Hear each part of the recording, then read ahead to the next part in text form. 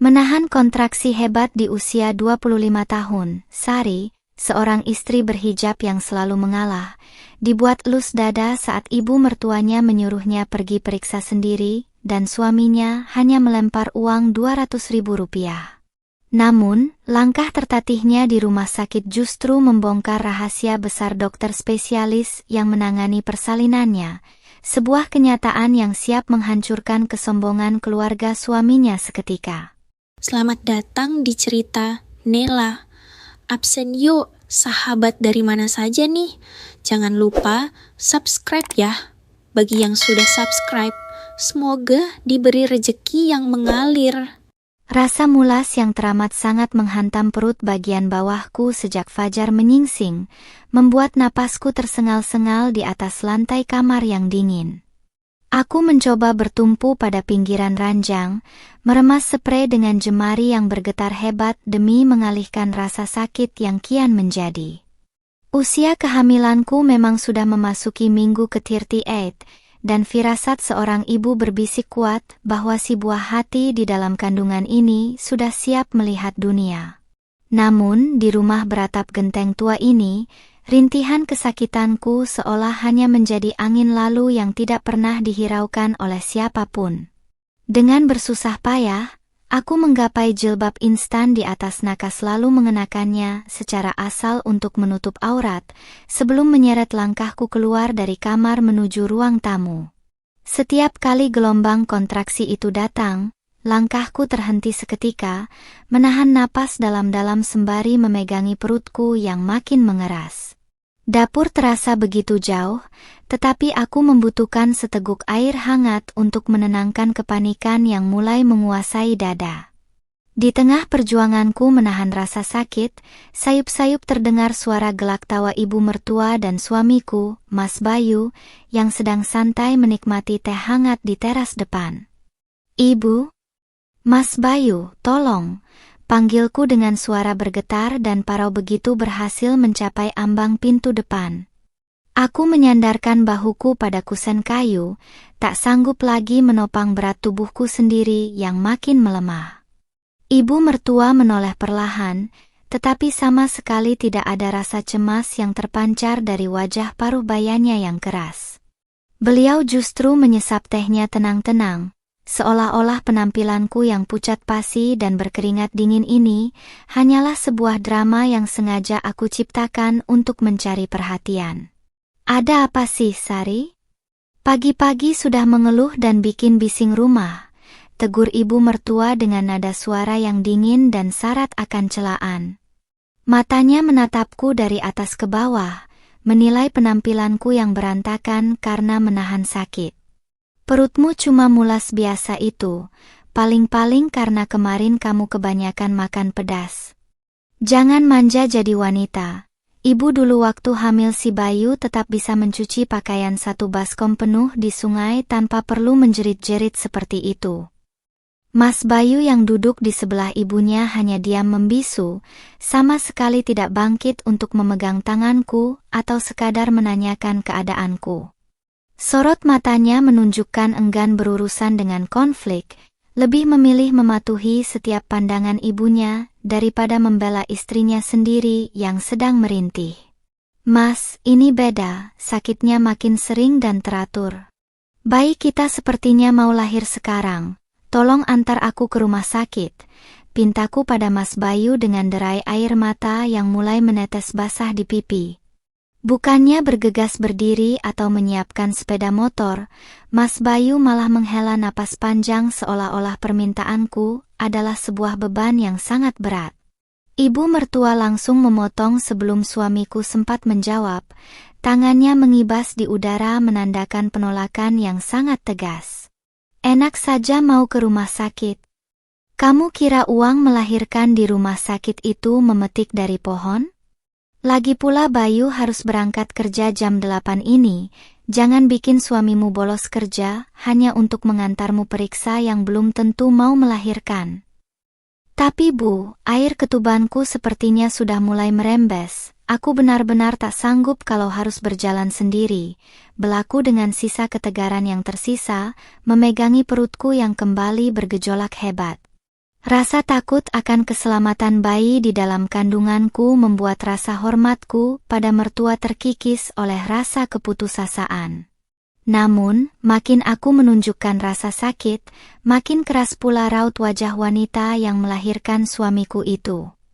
Beliau bertolak pinggang, menatapku dengan tatapan tajam yang seolah menelanjangiku tanpa belas kasihan.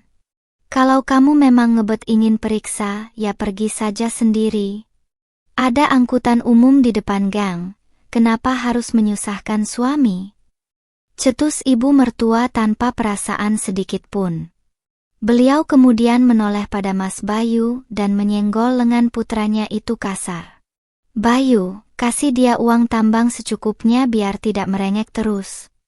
Setelah itu kamu langsung berangkat ke kantor, tidak usah ikut-ikutan repot. Mas Bayu merogoh dompet kulitnya yang tipis, menggeledah isinya sebentar, lalu mengeluarkan 2 lembar uang kertas berwarna merah yang sudah lecek dan kusam. Tanpa berdiri dari kursinya, ia mengulurkan 2 lembar uang Rp100.000 itu ke arahku dengan wajah tanpa dosa. Uang senilai Rp200.000 dilemparkan begitu saja di atas meja teras, berhamburan tepat di dekat cangkir tehnya. Nih, Sari. Pakai uang ini buat naik angkot dan bayar periksa di klinik terdekat. Mas tidak bisa antar, banyak pekerjaan di kantor yang tidak bisa ditinggal. Rp200.000. Angka itu terasa seperti tamparan keras di wajahku, sebuah bukti nyata betapa murahnya nilai diriku dan nyawa calon anak kami di mata mereka. Bagaimana mungkin biaya persalinan atau periksa darurat di rumah sakit hanya dibekali uang Rp200.000 oleh seorang suami? Aku menggigit bibir bawahku erat-erat hingga terasa asin darah, mencoba menahan rasa hina dan sakit hati yang membakar dada melebihi rasa mulas di perutku. Tanpa mengucapkan sepatah kata pun lagi, aku membungkuk perlahan, mengambil 2 lembar uang lecek itu dari atas meja dengan tangan yang berguncang hebat. Ibu mertua tersenyum sinis melihatku mengambil uang tersebut, seolah mempertegas kemenangannya atas kepatuhan suamiku. Aku memutar tubuhku, membelakangi mereka berdua yang kembali melanjutkan obrolan santai, tanpa memikirkan bagaimana caranya aku akan sampai di rumah sakit dalam kondisi seperti ini. Dengan berderai air mata di balik kain jilbabku, aku berjalan tertatih melewati pintu pagar rumah, menyusuri lorong gang yang sepi dengan perut yang kian tegang. Setiap langkah kaki terasa sangat berat, tetapi dorongan untuk menyelamatkan buah hatiku memberi kekuatan magis yang tak pernah kupikirkan sebelumnya.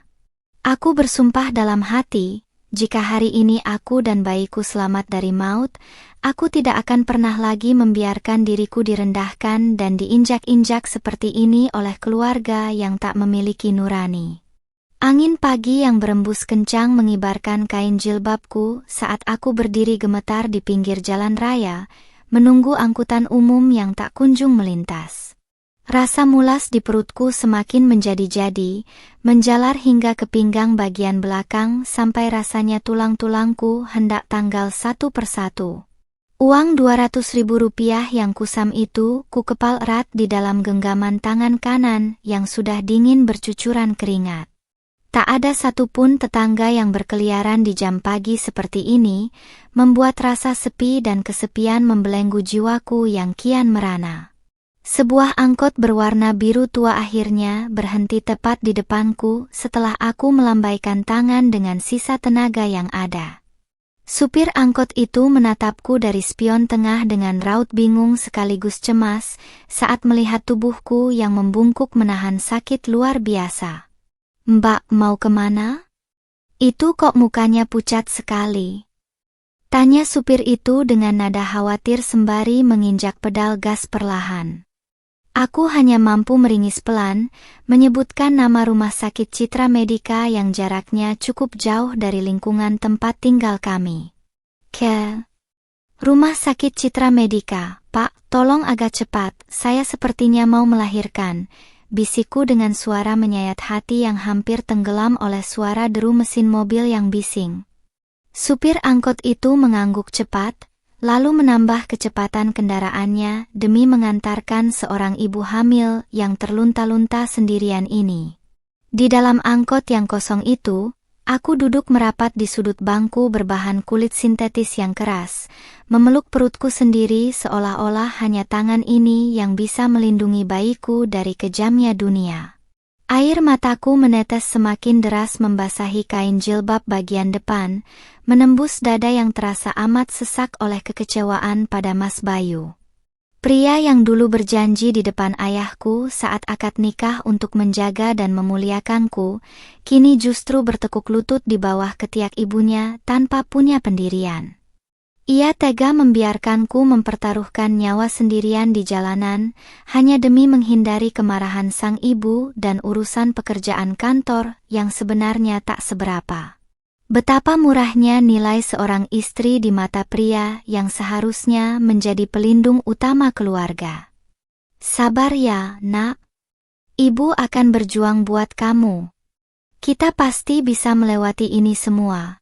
Bisikku lirih pada janin di dalam perut yang terus menendang halus, seolah ikut merasakan kesakitan dan kebingungan yang sedang kualami.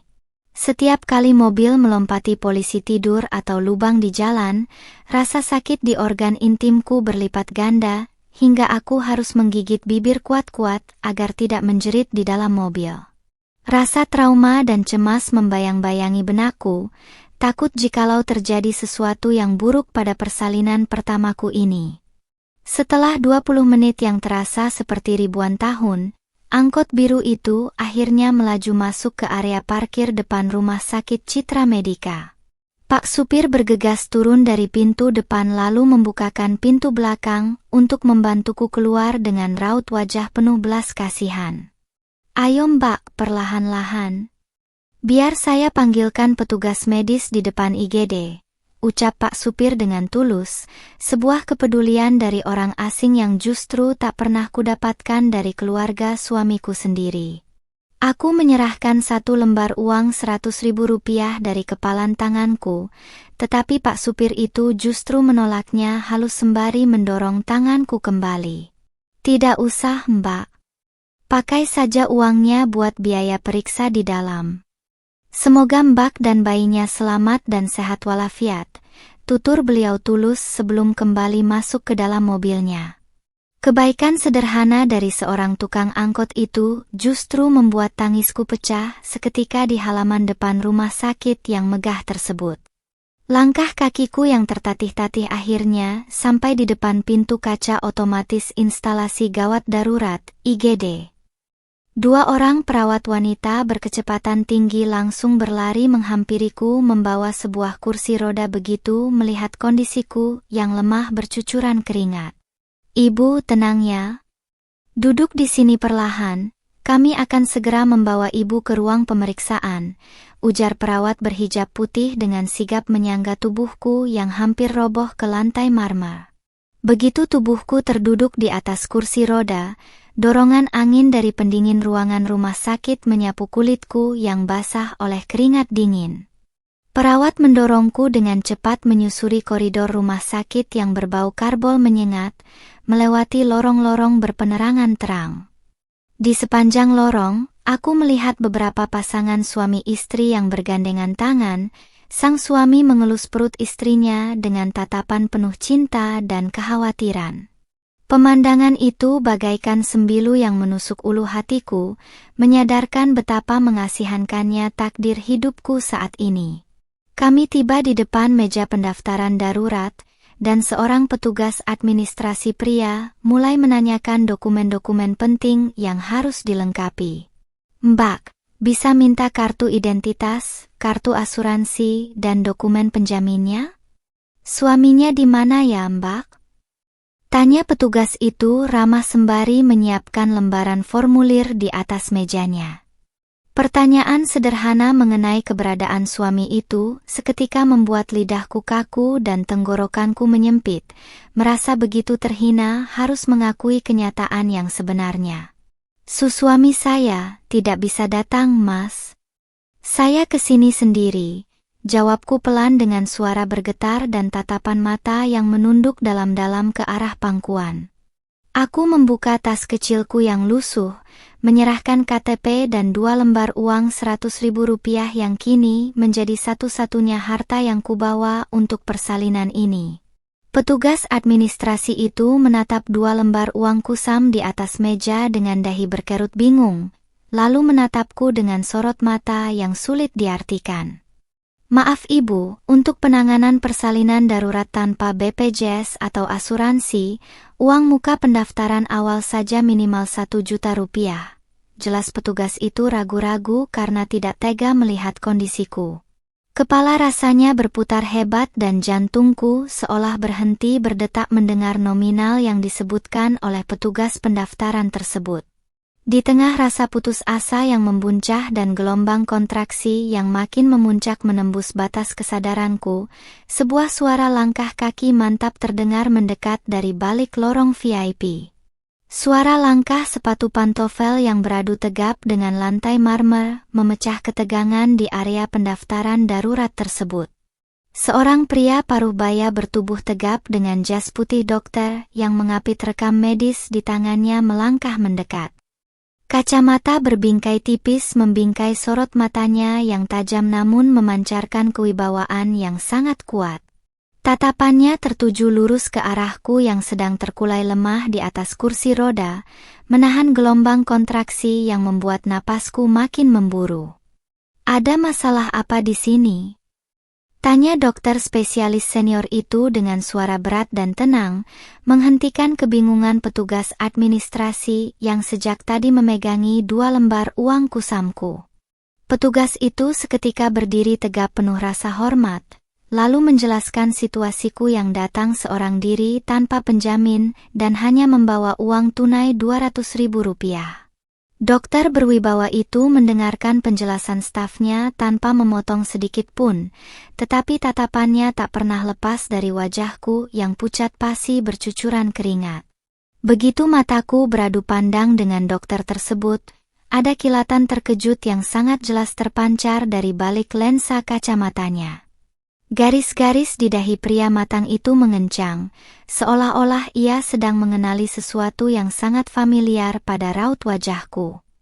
Ia melangkah 2 pijakan lebih dekat, mengabaikan 2 lembar uang kertas di atas meja administrasi, lalu membungkukkan sedikit tubuhnya sejajar dengan posisi dudukku di kursi roda.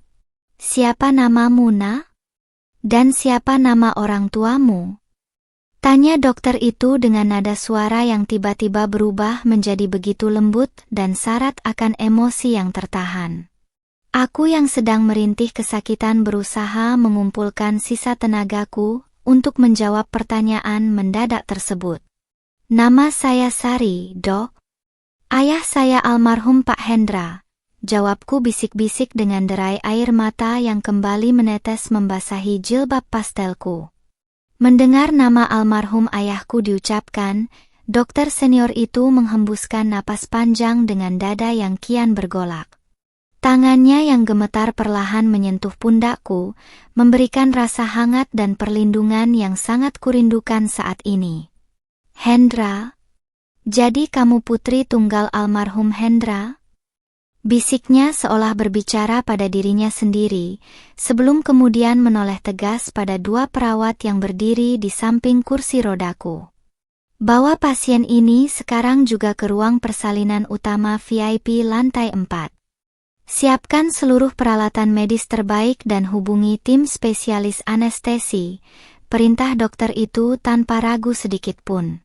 Petugas pendaftaran dan perawat sempat saling pandang dengan raut bingung, mengingat prosedur rumah sakit yang mewajibkan uang muka untuk fasilitas kelas atas tersebut.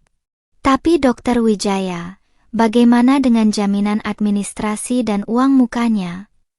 Tanya petugas administrasi dengan ragu-ragu. Dr. Wijaya membalikkan badannya mantap, menatap stafnya dengan ketegasan yang tak terbantahkan. Semua biaya persalinan, perawatan VIP, hingga obat-obatan pasien ini menjadi tanggung jawab pribadiku penuh. Masukkan seluruh tagihannya ke atas namaku, tegas Dr. Wijaya. Ia lalu menepis pelan 2 lembar uang 100.000 rupiah di atas meja, menyuruhku untuk menyimpannya kembali ke dalam tas. Keputusannya membuat seluruh petugas medis di ruangan itu bergerak cepat tanpa banyak bertanya lagi. Kursi rodaku langsung didorong melaju kencang menuju lift khusus VIP, meninggalkan area pendaftaran umum yang bising. Di dalam lift yang bergerak naik, aku menatap Dr. Wijaya dengan penuh kebingungan dan keputusasaan yang membuncah.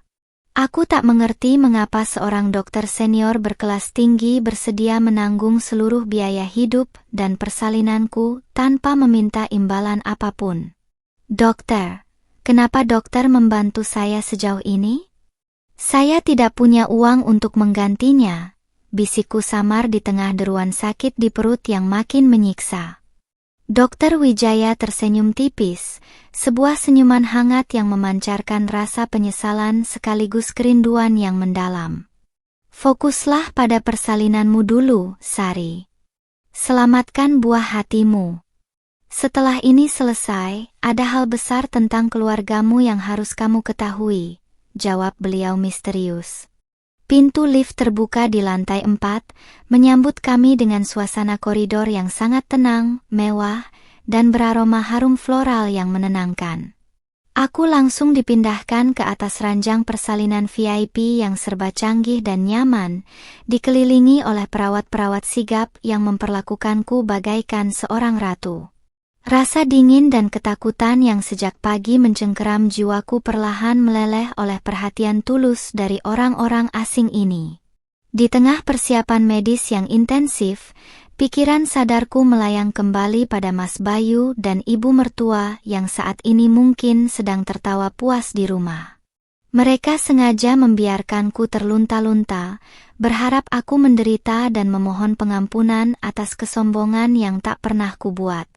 Betapa kagetnya mereka jika mengetahui bahwa keputusasaan yang mereka hadiahkan justru membukakan pintu tempat perlindungan terbaik untukku dan bayiku. Gelombang kontraksi puncak akhirnya datang menghantam seluruh tubuhku, menandakan detik-detik persalinan telah tiba di depan mata. Dr. Wijaya berdiri menuntun proses persalinanku dengan tangan dingin dan keahlian tingkat tinggi, menyuruhku mengambil napas dalam-dalam. Di balik tirai pembatas ruang VIP yang megah ini, takdir hidupku sebagai seorang istri yang selalu teraniaya resmi berganti babak baru yang tak pernah terbayangkan sebelumnya. Ruang persalinan VIP bertemperatur sejuk itu mendadak penuh dengan ketegangan yang membumbung tinggi saat perintah mengedan mulai digaungkan oleh Dr. Wijaya. Tanganku meremas kuat-kuat pinggiran ranjang berbahan empuk, memusatkan seluruh sisa tenaga di penghujung rasa sakit yang nyaris membuat kesadaranku menguap. Suara lembut para perawat yang memberi dorongan semangat, seolah menjadi benteng pertahanan terakhir bagi jiwaku yang raga ini hampir menyerah. Aku memejamkan mata rapat-rapat, membayangkan wajah calon buah hatiku yang telah berjuang bersama di dalam perut selama 9 bulan ini. Dengan satu dorongan napas panjang yang menguras seluruh daya hidupku, rasa sesak berangsur-angsur sirna berganti dengan sensasi lega yang luar biasa. Detik berikutnya, suara tangisan bayi yang nyaring dan melengking memecah keheningan ruang VIP, membawa gelombang keharuan yang membuncah di dalam dada. Air mataku menetes kian deras, bukan lagi karena menahan rasa sakit kontraksi, melainkan karena rasa syukur yang tak terhingga atas keselamatan nyawa mungil yang kini berada di atas dadaku. Selamat, Sari. Bayimu laki-laki, sangat tampan dan sehat sempurna, ucap Dr. Wijaya dengan suara bergetar yang syarat akan keharuan mendalam sembari memotong tali pusat. Petugas medis segera membersihkan tubuh mungil itu sebelum meletakkannya kembali dalam dekapanku untuk proses inisiasi menyusu dini. Saat jemari kecil bayi itu menyentuh kulit dadaku, seluruh rasa hina dan trauma atas perlakuan keji suami serta ibu mertuaku seolah menguap begitu saja, berganti dengan tekad baja seorang ibu. Setelah seluruh proses medis selesai dan kondisi fisikku dipastikan stabil, aku dipindahkan ke ruang perawatan VIP bertaraf suite yang sangat luas dan mewah. Di dalam ruangan bersuasana hangat dengan sofa empuk dan fasilitas kelas 1 itu, Dr. Wijaya berjalan mendekati tempat tidurku setelah membiarkan perawat keluar. Beliau menarik sebuah kursi kayu berukir lalu duduk tepat di samping ranjang, menatapku dan bayiku dengan sorot mata yang dipenuhi kehangatan sekaligus duka masa lalu. Dr. Wijaya, terima kasih banyak atas semua kebaikan ini. Tapi saya benar-benar bingung, kenapa dokter mau berkorban sebanyak ini untuk saya? Tanyaku pelan sembari mengelus pipi lembut bayiku yang tertidur pulas. Rasa penasaran yang sejak tadi menumpuk di benakku tak lagi bisa ditahan, mengingat kami adalah dua orang asing yang tak pernah bertemu sebelumnya. Dr. Wijaya menghela napas panjang, merogoh saku jas putihnya, lalu mengeluarkan sebuah dompet kulit tua yang tampak sangat dirawat. Beliau membuka dompet itu dan menyodorkan sebuah foto berukuran kecil yang warnanya sudah agak memudar dimakan usia. Mataku membelalak sempurna saat melihat foto masa muda almarhum ayahku berdiri merangkul Dr. Wijaya di depan sebuah gedung fakultas kedokteran. Ayahmu, Hendra, adalah sahabat terbaikku sekaligus sosok yang membiayai kuliah kedokteranku hingga lulus puluhan tahun lalu, ungkap Dr. Wijaya dengan suara yang tertahan oleh benteng emosi. Dulu keluarga kami sangat miskin, dan almarhum Pak Hendra lah yang berjuang menyisihkan rezekinya agar aku bisa berdiri di sini menjadi seorang dokter spesialis, lanjut Dr. Wijaya dengan mata bertakung air mata.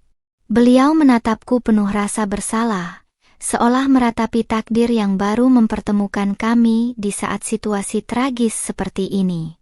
Bertahun-tahun aku mencari keberadaan keluarga ayahmu setelah beliau wafat, tapi aku kehilangan jejak hingga hari ini kamu melangkah masuk ke IGD-ku.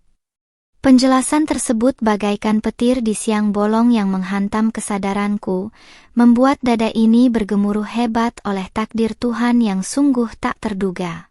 2 lembar uang kusam Rp200.000 yang diberikan suamiku dengan penuh penghinaan kini terasa sangat konyol jika dibandingkan dengan jalan pertolongan yang telah disiapkan Yang Maha Kuasa.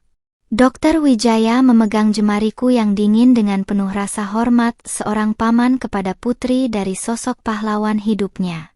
Tadi aku melihat bagaimana kamu datang sendirian menahan sakit dengan uang 200.000 di tanganmu, tutur Dr. Wijaya dengan nada suara yang perlahan berubah menjadi tegas dan dingin. Di mana suamimu, Sari? Dan kenapa keluarga tempatmu bernaung membiarkan putri seorang pria dermawan seperti Hendra diperlakukan seburuk ini? Pertanyaan itu menghantam ulu hatiku, memancing air mata kecewa yang kembali meleleh menembus kain jilbab yang kupakai. Tanpa menutupi apapun, aku menceritakan seluruh perlakuan buruk ibu mertua yang selalu menganggapku menantu tak berguna serta sikap Mas Bayu yang selalu lepas tangan dan tunduk pada ibunya. Aku bercerita bagaimana pagi ini aku diusir secara halus untuk periksa sendiri saat ketubanku pecah, hanya dibekali uang sisa belanjaan yang dilempar di atas meja. Dr. Wijaya mendengarkan setiap detail ceritaku dengan rahang yang mengeras dan kepalan tangan yang mengetat di atas lututnya. Sungguh keterlaluan dan tidak punya nurani, geram Dr. Wijaya setelah mendengar seluruh penderitaanku selama menjadi istri Mas Bayu. Beliau bangkit dari kursinya, berdiri tegak menyiratkan ketegasan seorang pria terpandang yang tak akan tinggal diam melihat ketidakadilan. Mulai detik ini, kamu tidak perlu takut lagi, Sari. Aku yang akan menjadi pelindungmu dan anakmu.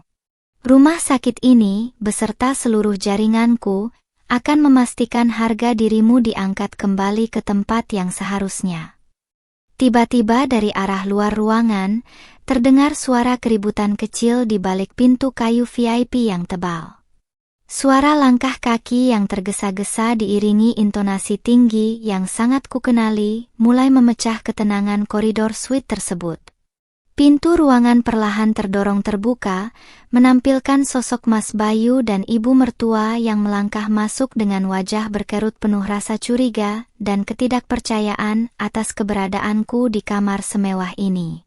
Ibu mertua melangkah masuk dengan dada terbusung dan matanya menyapu sekeliling ruangan VIP dengan tatapan tidak percaya.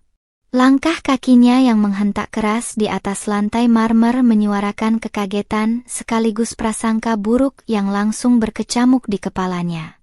Di belakangnya, Mas Bayu mengekor dengan raut wajah kebingungan, matanya bergantian menatap fasilitas mewah kamar suite ini dan keberadaanku yang terbaring tenang di atas ranjang medis canggih. "Sari, apa-apaan ini?"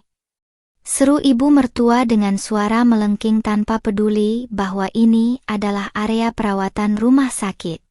Beliau berkacak pinggang di ujung ranjangku, melupakan sama sekali kondisi bayi yang baru saja kulahirkan. "Kami carikan kamu di klinik biasa tidak ada, ternyata kamu malah bergaya menyewa kamar termahal di rumah sakit ini. Dapat uang dari mana kamu untuk bayar semua ini, ha?" Mas Bayu ikut mendekat dengan dahi berkerut tajam, menatapku dengan raut menuduh tanpa ada sedikit pun rasa cemas akan kesehatanku setelah berjuang melahirkan. "Sari, kamu jangan bikin malu Mas dan Ibu ya. Mas cuma kasih uang 200.000 tadi pagi, tidak mungkin cukup buat bayar kamar kelas atas seperti ini. Jangan-jangan kamu pakai utang atas nama Mas. Atau kamu pinjam uang ke orang lain tanpa izin." Mendengar tuduhan bertubi-tubi yang dilontarkan tanpa nurani itu, dadaku terasa sesak oleh rasa getir yang teramat sangat. Mereka sama sekali tidak menanyakan bagaimana proses persalinanku, apakah aku selamat, atau bagaimana kondisi cucu serta anak mereka yang baru lahir. Yang ada di pikiran mereka hanyalah uang, gengsi, dan prasangka buruk yang selalu ditujukan untuk memojokkan posisiku sebagai seorang istri. Sebelum aku sempat membuka suara untuk membela diri, Dr. Wijaya yang sejak tadi berdiri agak terlindung di balik tirai pembatas melangkah maju dengan tenang. Kehadiran figur pria berwibawa dengan jas dokter bersih dan stetoskop yang melingkar di lehernya itu seketika memotong kalimat kasar yang hendak dilontarkan lagi oleh ibu mertua. Sorot mata Dr. Wijaya yang dingin dan tajam mengunci pandangan Mas Bayu dan ibunya. "Tolong jaga sopan santun Anda di ruang perawatan saya," tegur Dr. Wijaya dengan suara berat berwibawa yang langsung membungkam suasana. "Pasien baru saja melewati proses persalinan yang mempertaruhkan nyawa beberapa jam yang lalu. Jika Anda datang hanya untuk membuat kegaduhan dan menuduh hal yang tidak-tidak, saya minta Anda keluar dari ruangan ini sekarang juga." Ibu mertua agak terperanjat mendengar teguran tegas dari dokter spesialis senior tersebut, tetapi rasa angkuh di dalam dirinya membuat beliau enggan mengalah begitu saja. Beliau justru memajukan langkahnya, menunjuk-nunjuk ke arahku dengan jari telunjuknya yang bergetar. "Dokter tidak usah ikut campur. Ini urusan rumah tangga anak dan menantu saya. Saya cuma mempertanyakan dari mana menantu tak tahu diri ini dapat uang untuk menyewa kamar VIP, sementara suaminya saja tidak sanggup bayar." "Ibu mertua," potong Dr. Wijaya dengan senyum sinis yang syarat akan sindiran keras. Beliau bersedakap di depan dada, menatap wanita parubaya itu dari atas ke bawah. "Uang 200.000 rupiah yang diberikan putra Anda tadi pagi bahkan tidak cukup untuk membayar biaya kebersihan limbah medis persalinan di rumah sakit ini, apalagi untuk menyelamatkan nyawa seorang ibu dan bayinya yang terlunta-lunta di jalanan." Wajah Mas Bayu seketika merah padam mendengar sindiran terbuka dari dokter di depannya. Ia merasa harga dirinya sebagai seorang kepala keluarga diinjak-injak, meski pada kenyataannya dialah yang telah menginjak-injak harga diriku terlebih dahulu. "Dokter, saya ini suaminya. Saya berhak tahu siapa yang membiayai semua ini. Jangan-jangan istri saya melanggar hukum atau saya yang membiayai seluruh perawatannya." Potong Dokter Wijaya dengan intonasi tinggi yang bergema di seluruh sudut ruangan VIP. Pengakuan yang keluar dari mulut dokter senior itu membuat Mas Bayu dan ibu mertua bungkam seketika dengan mulut setengah terbuka. Mereka saling pandang dengan raut wajah penuh keterkejutan yang tak mampu disembunyikan. Dokter Wijaya melangkah mendekati meja di samping ranjangku, mengambil 2 lembar uang Rp100.000 yang lusuh lalu melemparkannya tepat ke dada Mas Bayu. 2 lembar uang itu melayang dan jatuh berserakan di lantai marmer di dekat kaki suamiku. Ambil kembali uang Rp200.000mu ini. Nyawa istri dan anakmu tidak semurah uang sisa belanja yang kamu lempar di meja teras pagi tadi. Mas Bayu terpaku menatap uang kertas di bawah kakinya dengan kepalan tangan yang memutih karena menahan malu dan amarah yang membuncah. Sementara itu, ibu mertua mulai menyusutkan pandangannya yang angkuh, menyadari bahwa ada hal besar yang tidak mereka ketahui di balik sosok menantu yang selama ini selalu mereka sepelekan. Di balik balutan kain jilbabku dan kelelahan fisik yang menyiksa, aku menatap mereka berdua dengan dingin, menyadari bahwa masa-masaku menjadi wanita pemalu dan penurut telah berakhir hari ini. Suasana di dalam ruang VIP yang mewah itu seketika membeku bagaikan es di dalam lemari pendingin, menyisakan keheningan mencekam yang menusuk hingga ke tulang. Mas Bayu masih berdiri terpaku menatap 2 lembar uang kusam yang berserakan di dekat ujung sepatu pantofelnya, sementara raut wajahnya memerah pada menahan rasa malu yang teramat sangat. Ibu mertua yang biasanya bersuara melengking kini ikut membisu, menatap Dokter Wijaya dengan pandangan berseling antara rasa tidak percaya dan bibir yang tampak bergetar hebat. Tidak pernah terbayang dalam benak mereka bahwa seorang dokter spesialis senior berwibawa tinggi akan berdiri melindungiku, apalagi sampai melempar balik uang penghinaan yang suamiku berikan pagi tadi. Dokter, jangan bercanda. Mana mungkin dokter mau membiayai kamar VIP yang harganya belasan juta ini hanya untuk wanita biasa seperti Sari? Cetus ibu mertua akhirnya dengan nada suara yang bergetar berusaha memecah keheningan, walau keangkuhan di wajahnya sudah retak parah. Beliau menunjuk ke arahku dengan telunjuk yang gemetar, matanya membelalak penuh prasangka yang terus dipaksakan. Jangan-jangan Sari ini ada hubungan gelap dengan dokter? Jangan sembarangan membela wanita yang tidak jelas ini. Dia itu cuma menantu di rumah saya yang tidak punya latar belakang keluarga terpandang sama sekali.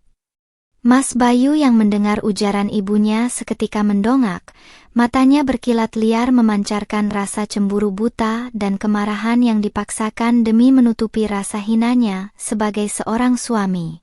Benar yang dibilang ibu. Dokter tidak usah ikut campur dalam rumah tangga kami dan jangan coba-coba main belakang dengan istri saya.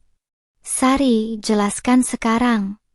Kenapa dokter ini bisa sangat baik padamu sampai mau menanggung biaya persalinan mahal ini? Kamu ada main apa di belakang Mas selama ini?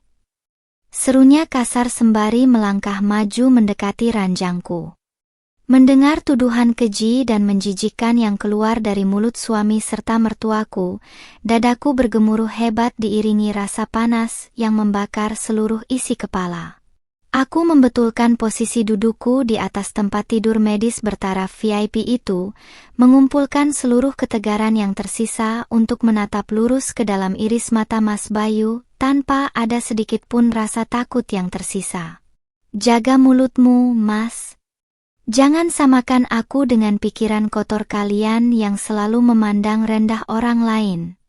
Aku tidak pernah bermimpi untuk berada di kamar mewah ini jika saja kalian punya sedikit nurani untuk mengantarku periksa secara layak pagi tadi.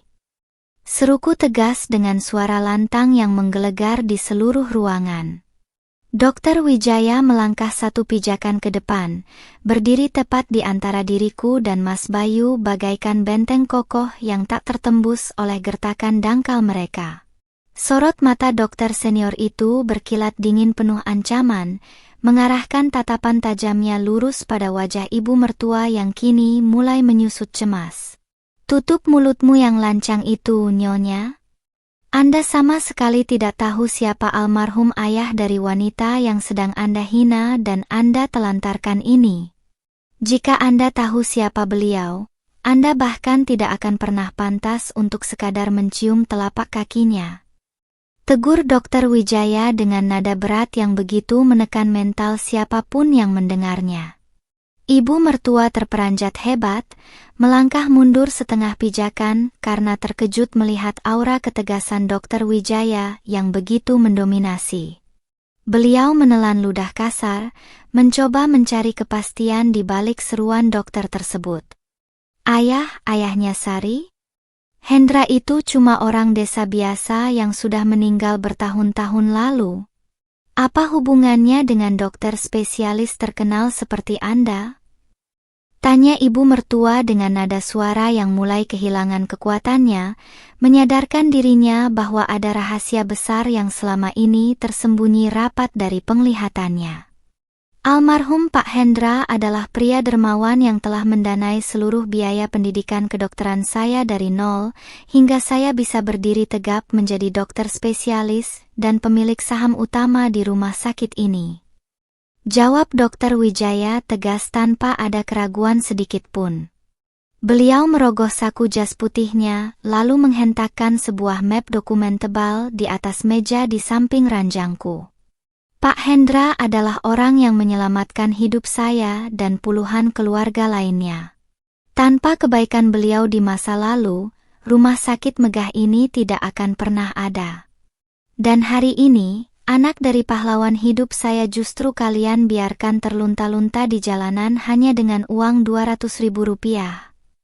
Kata-kata Dr. Wijaya bagaikan petir di siang bolong yang menghantam dada Mas Bayu dan ibunya hingga wajah mereka pucat pasi tak berdarah. Ibu mertua menyentuh dadanya sendiri yang naik turun secara tidak teratur, matanya membelalak sempurna menatapku seolah-olah baru saja melihat sosok asing yang sangat berkuasa.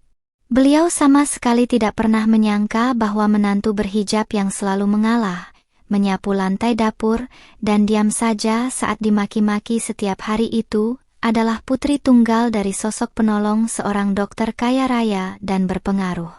Mas Bayu terkulai lemas di tempatnya berdiri, kedua tangannya yang gemetar tergantung layu di sisi tubuhnya, seiring dengan runtuhnya rasa percaya diri yang selama ini ia banggakan di depanku.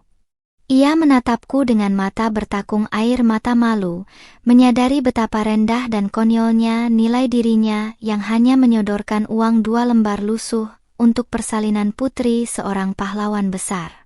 "Sari, Mas tidak tahu kalau almarhum ayahmu punya jasa sebesar itu pada Dr. Wijaya?" Gagap suamiku dengan suara parau yang amat menyedihkan. "Kamu memang tidak pernah mau tahu, Mas."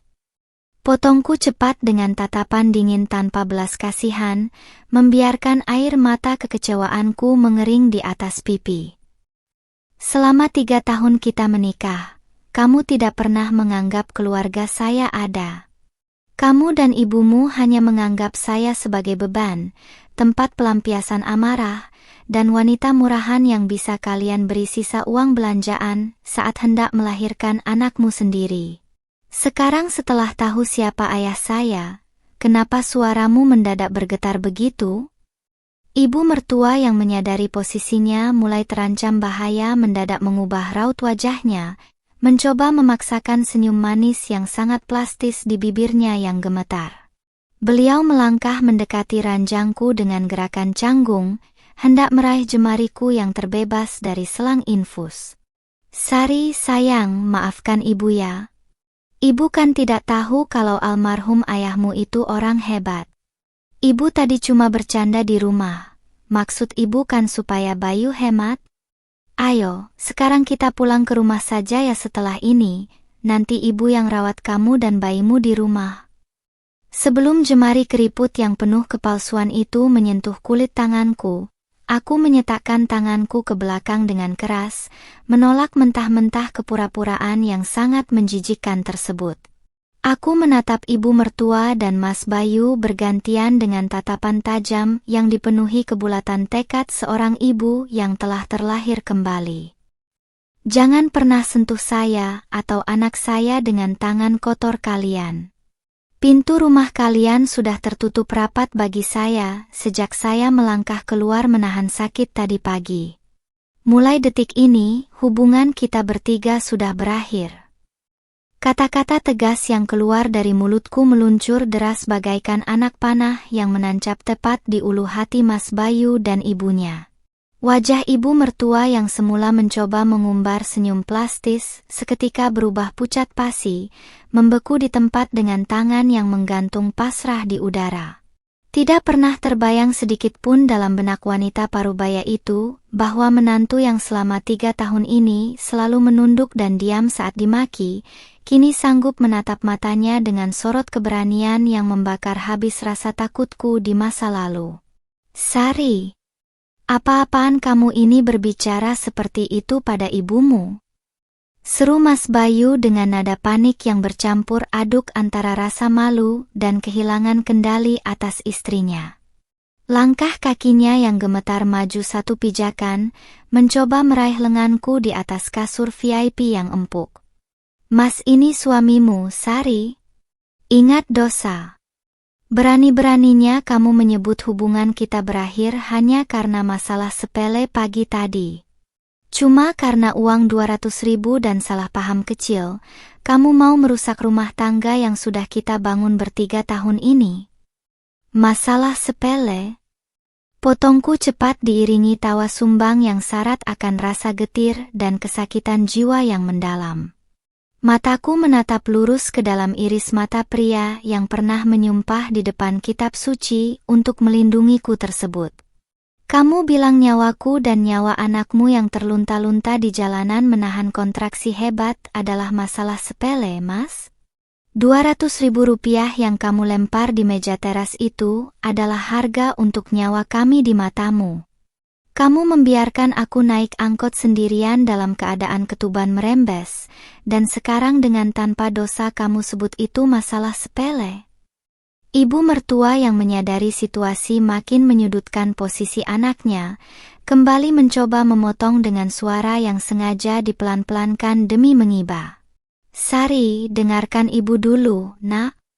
Bayu itu sibuk kerja buat cari nafkah kalian juga. Ibu tadi cuma tidak ingin Bayu dipotong gajinya kalau bolos kerja. Kamu kan sudah selamat sekarang, bayinya juga sehat dan ganteng. Jangan diperpanjang lagi masalahnya. Ayo minta maaf sama suamimu dan kita selesaikan baik-baik di rumah. Cukup, Nyonya.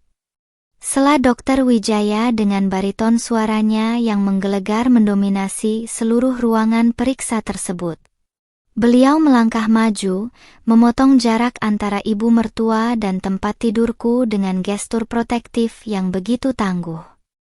Jangan mengajari anak dari sahabat saya tentang arti kelayakan sebuah keluarga. Anda dan putra Anda telah melakukan penelantaran terhadap seorang ibu hamil yang berada dalam kondisi darurat medis. Jika bukan karena kuasa Tuhan dan kebaikan supir angkot yang mengantarnya, pasien ini bisa mengalami komplikasi fatal di jalan raya. Gertakan tajam dari Dokter Wijaya membuat Mas Bayu menelan ludah kasar dengan tenggorokan yang terasa sangat menyempit.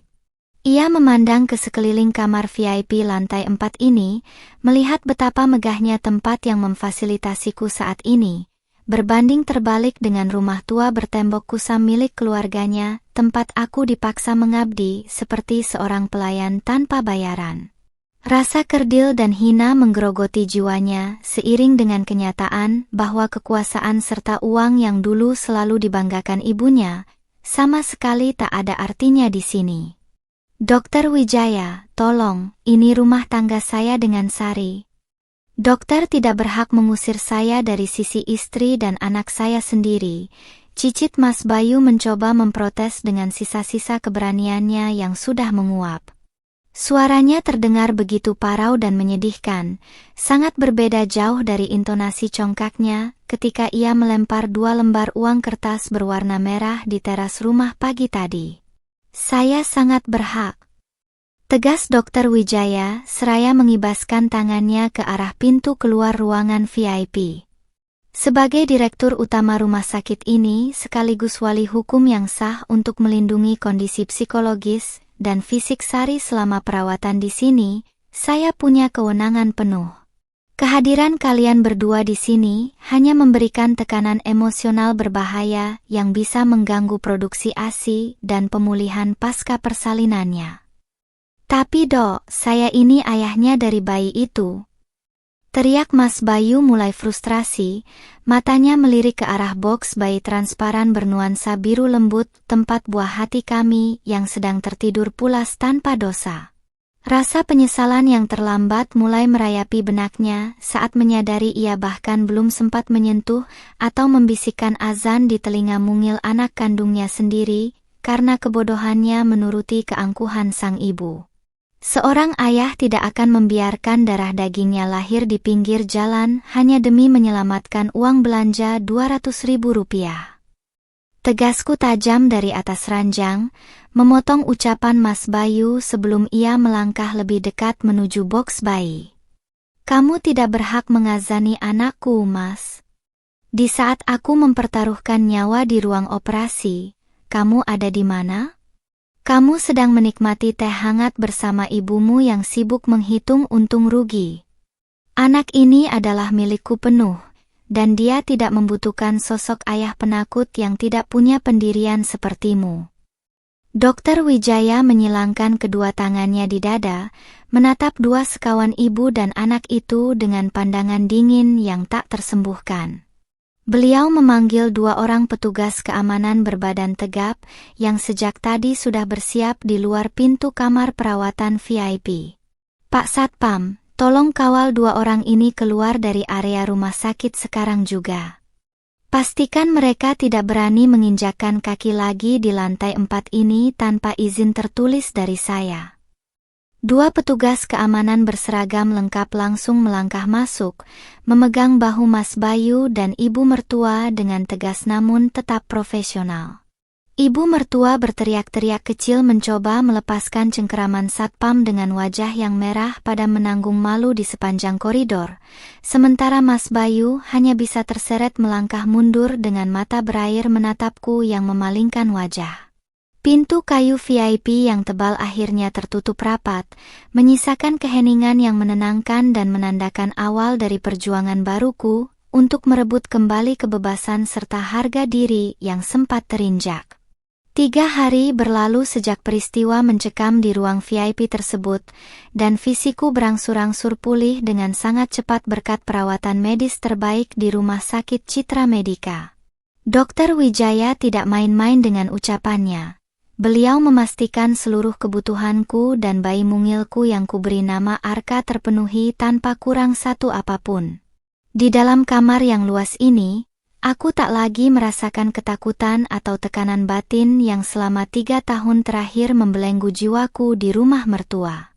Rasa percaya diri yang sempat padam kini perlahan membara kembali, berganti menjadi sebuah kekuatan baru demi masa depan anakku.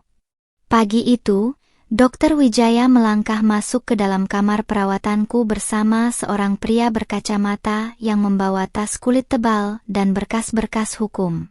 Pria itu disandarkan sebagai pengacara senior yang sengaja ditunjuk oleh Dokter Wijaya untuk membantuku menyelesaikan urusan legalitas dengan keluarga Mas Bayu. Mataku berbinar menatap map merah yang ditaruh di atas meja makan ranjangku, menyadari bahwa saat pertumpahan harga diri ini harus diselesaikan secara resmi di mata hukum. Sari, ini Pak Rahmat, pengacara yang akan mengurus seluruh gugatan perceraianmu sekaligus hak asuh penuh atas Arka, ujar Dokter Wijaya dengan senyum hangat yang memancarkan rasa perlindungan yang luar biasa. Aku sudah mendengar semua kisah hidupmu, dan aku tidak akan membiarkan pria penakut itu mengambil kembali anak dari pahlawan hidupku. Hari ini juga, berkas gugatan perceraian dan gugatan penelantaran anak akan dilayangkan langsung ke alamat rumah suamimu. Aku menatap Pak Rahmat yang tersenyum ramah sembari menyodorkan sebuah pulpen berujung emas ke arah jemariku yang tenang. Tanpa ada sedikit pun keraguan atau rasa penyesalan yang tersisa di dalam dada, aku membubuhkan tanda tangan tegas di atas lembaran kertas bermaterai tersebut. Ini adalah bukti nyata bahwa aku bukan lagi wanita lemah yang bisa diintimidasi dengan gertakan dosa atau ancaman status janda. Aku adalah seorang ibu yang berhak bahagia dan dihormati secara bermartabat. Sementara itu di tempat terpisah, rumah tua milik ibu mertua mendadak diguncang kepanikan hebat saat 2 orang petugas pengadilan bersama kepolisian setempat datang mengetuk pintu teras mereka. Mas Bayu yang baru saja pulang dari kantor dengan wajah kusam terperanjat setengah mati ketika disodori 2 surat panggilan resmi, 1 surat gugatan cerai dari pengadilan agama, dan 1 lagi surat panggilan kepolisian atas dugaan penelantaran istri dan anak dalam kondisi darurat medis. Ibu mertua yang keluar dari dalam rumah seraya mengomel kasaran, seketika membisu saat membaca nama Dr. Wijaya dan Pak Rahmat tercantum sebagai pihak pelapor dan kuasa hukumku. Keangkuhan yang selama puluhan tahun ini menjadi perisai wanita parubaya itu runtuh seketika, berganti dengan rasa ketakutan yang mencekam jiwanya. Tetangga di kanan dan kiri rumah mulai berdatangan dan berbisik-bisik menyaksikan rumah yang biasanya dipenuhi suara teriakan makian pada menantu itu kini didatangi oleh aparat hukum. "Bayu, ini apa-apaan, Nak? Kenapa ada surat polisi seperti ini?" jerit ibu mertua dengan suara gemetar hebat, memegangi lengan putranya yang berdiri mematung bagaikan patung batu. Uang Rp200.000 yang dulu selalu dianggap cukup untuk mengendalikan hidupku kini menjadi bukti utama penelantaran yang dipermasalahkan di depan meja hijau. Wajah Mas Bayu memucat tanpa darah, menyadari bahwa pekerjaan kantornya yang selama ini dijadikan alasan untuk menelantarkanku kini terancam hancur akibat kasus hukum yang menyeret namanya. Rasa malu yang luar biasa menghantam keluarga itu tatkala berita tentang perselisihan mereka meluas di antara para tetangga kompleks. Orang-orang yang selama ini tahu betapa buruknya perlakuan ibu mertua terhadapku mulai menyindir dan mencemooh mereka secara terbuka di warung-warung dekat rumah. Oh, ternyata selama ini menantunya itu anak orang terpandang, tapi malah diperlakukan seperti pembantu dan cuma diberi 200.000 waktu mau melahirkan. Bisik salah seorang tetangga dengan nada mencibir yang sangat tajam.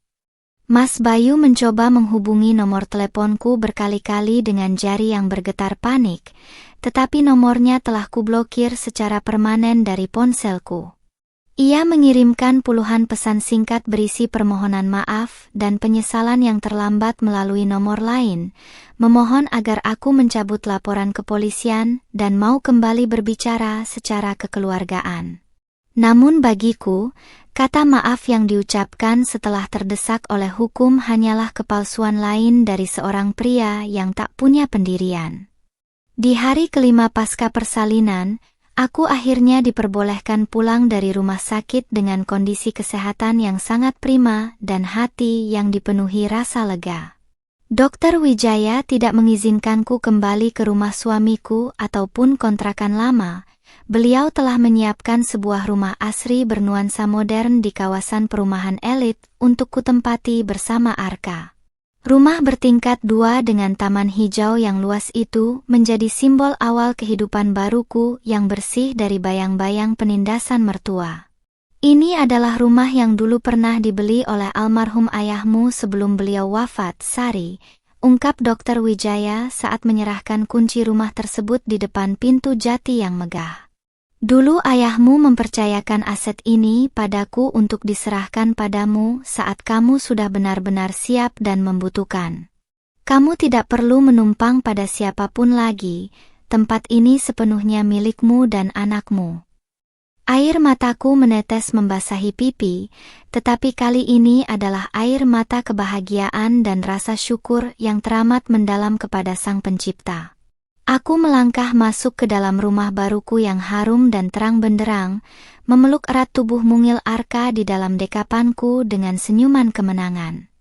Di luar sana, orang-orang yang dulu menginjak-injak harga diriku sedang meratap dalam ketakutan dan kehancuran yang mereka ciptakan sendiri oleh tangan dan kesombongan mereka.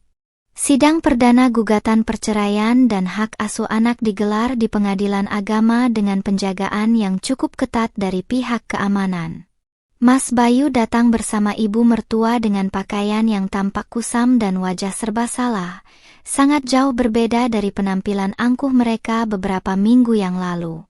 Langkah kaki mereka terseret pelan memasuki ruang sidang, memancing tatapan iba sekaligus sindiran halus dari pengunjung sidang lainnya yang sudah mendengar rumor perselisihan keluarga ini. Aku duduk di bangku penggugat bersama Pak Rahmat dan didampingi penuh oleh Dr. Wijaya yang hadir memberikan dukungan moral secara terbuka. Mengenakan gamis abu-abu pastel yang rapi dengan hijab senada yang membingkai wajahku dengan tegas, aku menatap lurus ke arah majelis hakim tanpa ada keraguan sedikit pun. Di sampingku, Pak Rahmat telah menyiapkan bundel berkas bukti penelantaran, termasuk bukti transfer sisa uang, kwitansi rumah sakit, serta kesaksian dari supir angkot yang menolongku. Ketika majelis hakim membuka sesi mediasi dan menanyakan alasan gugatan, Mas Bayu langsung bersimpuh di depan kursi hakim, seraya menangis sesenggukan. Pak Hakim, tolong saya tidak mau bercerai dari istri saya.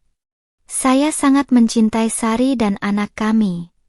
Kejadian kemarin itu hanya salah paham. Saya dipengaruhi oleh kepanikan dan tekanan pekerjaan. Iba Mas Bayu dengan suara bergetar yang terdengar sangat menyedihkan di depan seluruh ruangan. Ibu mertua yang duduk di belakangnya ikut memajukan tubuhnya, mencoba menyela dengan suara yang terengah-engah demi menyelamatkan nama baik putranya.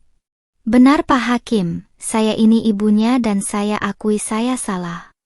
Tapi tolong jangan pisahkan anak saya dari istrinya. Bayu ini suami yang bertanggung jawab.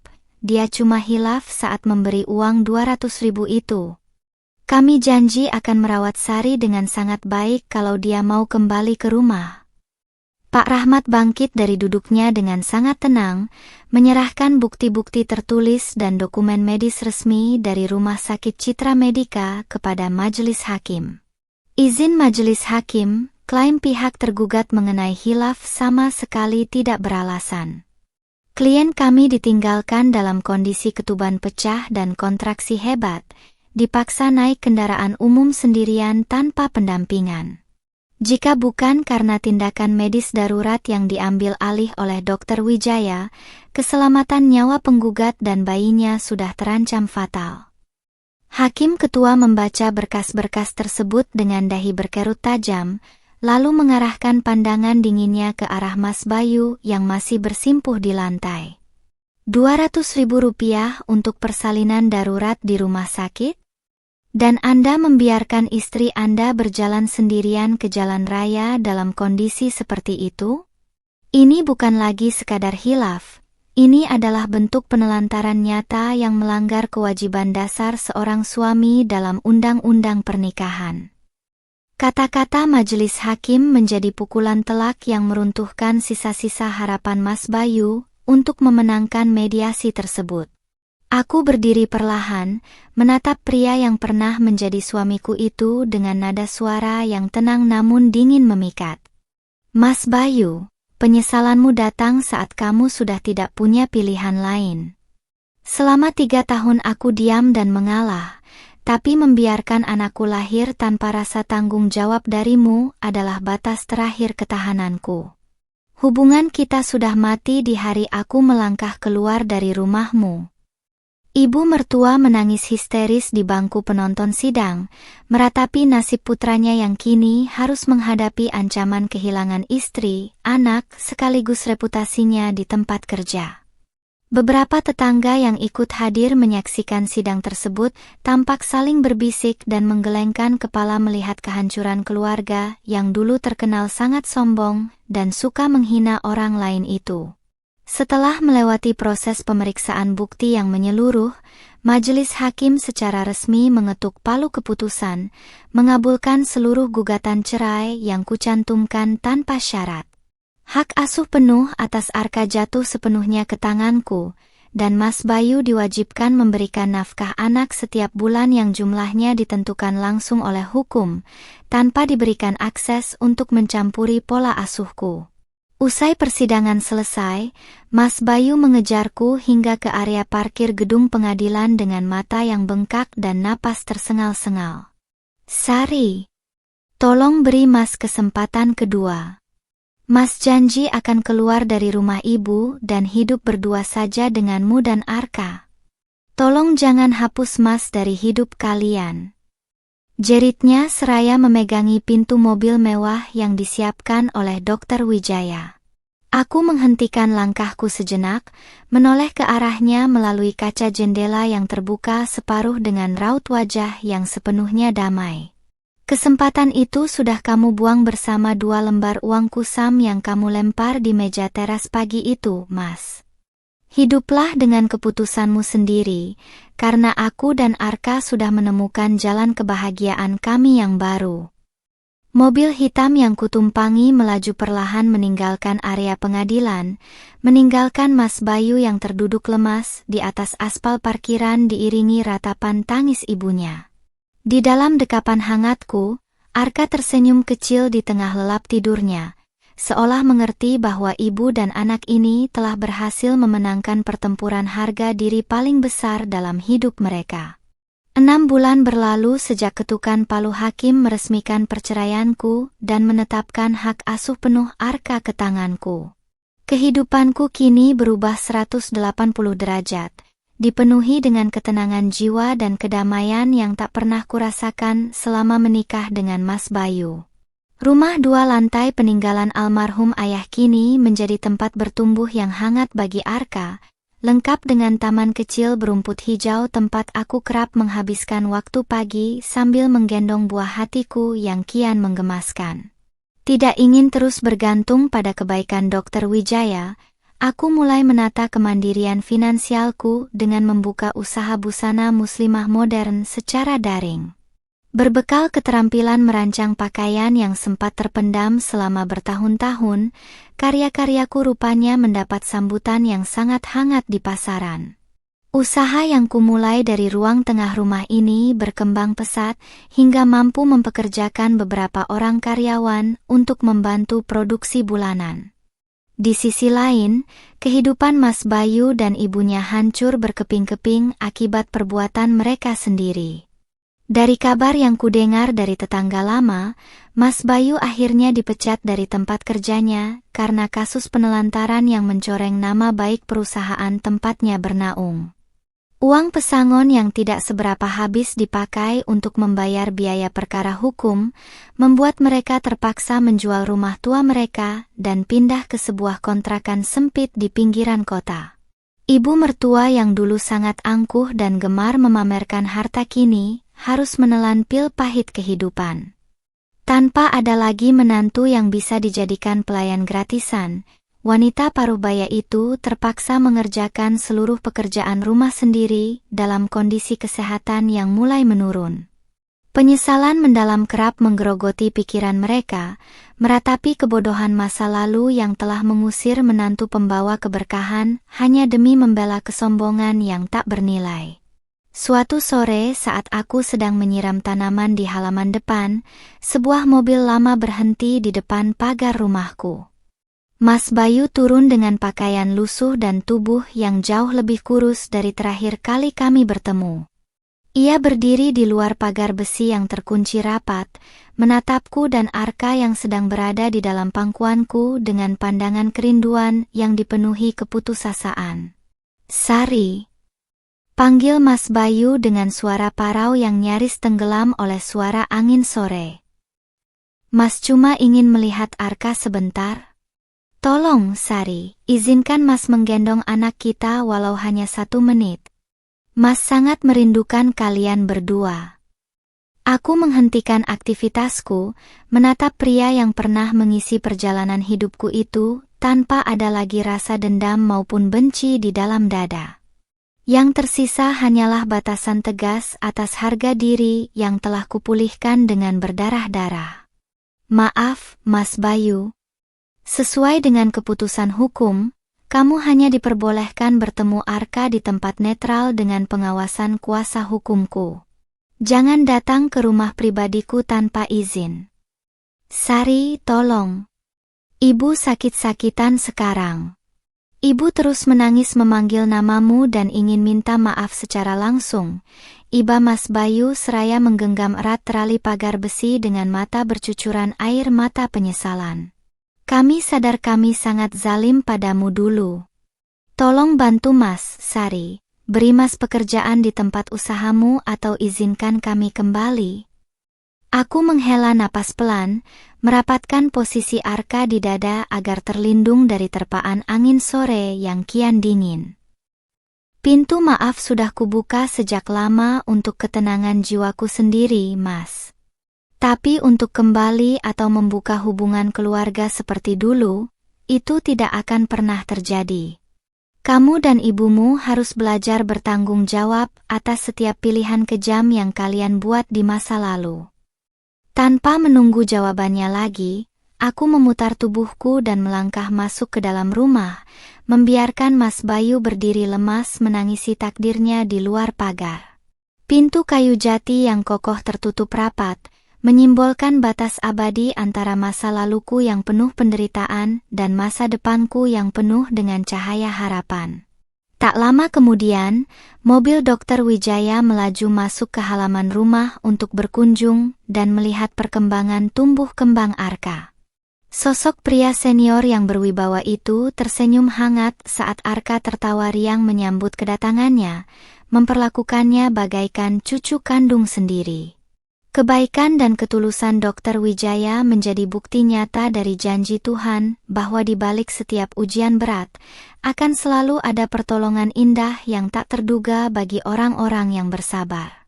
Aku menatap langit sore yang dihiasi warna jingga yang mempesona dari balik jendela kaca rumah baruku. Dulu aku adalah seorang istri berhijab yang selalu mengalah, dihina, dan dinilai tak lebih dari uang 200.000 rupiah.